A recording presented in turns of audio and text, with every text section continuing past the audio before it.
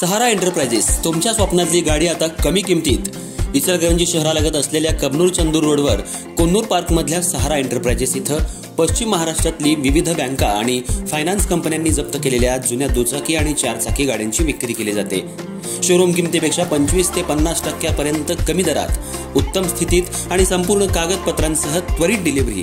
दुचाकी 20,000 पासून पुढे तर चारचाकी 50,000 पासून पुढे। आपल्या पसंतीची कार किंवा बाईक आता अगदी परवडणाऱ्या दरात घेऊन जा। विश्वास, पारदर्शक व्यवहार आणि उत्तम सेवा हेच आमचं वैशिष्ट्य। पत्ता Konnur park, Kabnur Chandur road, Ichalkaranji. Proprietor Rajubhai Ajgar. संपर्क 8055810910 आणि 9860785786। सहारा एंटरप्राइजेस, दर्जा, विश्वास आणि बचत यांचं परिपूर्ण ठिकाण।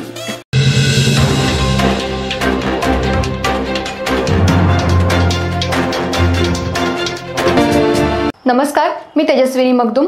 एम मराठीमध्ये आपल्या सर्वांचं स्वागत आहे। पाहूया ठळक घडामोडी। इचलकरंजी शहरातल्या गावभाग पोलीस ठाण्याच्या पथकानं गोपनीय माहितीनुसार मोठी कारवाई करत अफू तस्करीचा पर्दाफाश केलाय। या प्रकरणी मध्य प्रदेश येथील 2 आरोपींना अटक करण्यात आली असून त्यांच्याकडून तब्बल 3,18,000 रुपयांचा मुद्देमाल जप्त करण्यात आलाय।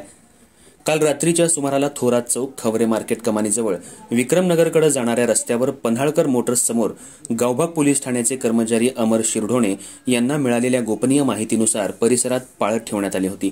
दरम्यान MP 14 CC 1814 या उभ्या असलेल्या अल्टो कारचा संशय आल्यानं तपासणी केली, त्यावेळी कारमधून अफू हा अंमली पदार्थ आढळून आला। यावेळी दिनेश पृथ्वीराज मालविया वय 46 राहणार सख्तली मध्य प्रदेश आणि संजय रामलालजी चौहान वय 22 राहणार लामंगरा जिल्हा मंदसौर मध्य प्रदेश या दोघांना ताब्यात घेऊन त्यांच्याकडे अधिक चौकशी केली असता ते दोघे राज्यात अंमली पदार्थांवर बंदी असताना देखील स्वतःच्या फायद्यासाठी विनापरवाना बेकायदेशीरपणे अफूचा साठा करून विक्री करण्यासाठी इचलकरंजीत आले असल्याचं स्पष्ट झालं। त्यानुसार दोघांवर गावभाग पोलीस ठाण्यात NDPS ऍक्ट नुसार गुन्हा दाखल करून त्यांच्याकडून 1 किलो 68 ग्रॅम वजनाचा अफू हा अंमली पदार्थ, 2 मोबाईल फोन, रोख रक्कम आणि अल्टो कार असा एकूण 3,18,000 रुपयांचा मुद्देमाल जप्त करण्यात आलाय। या प्रकरणी दोघांना आज न्यायालयात हजर केलं असता न्यायालयानं त्यांना 3 दिवसांची पोलीस कोठडी सुनावली आहे।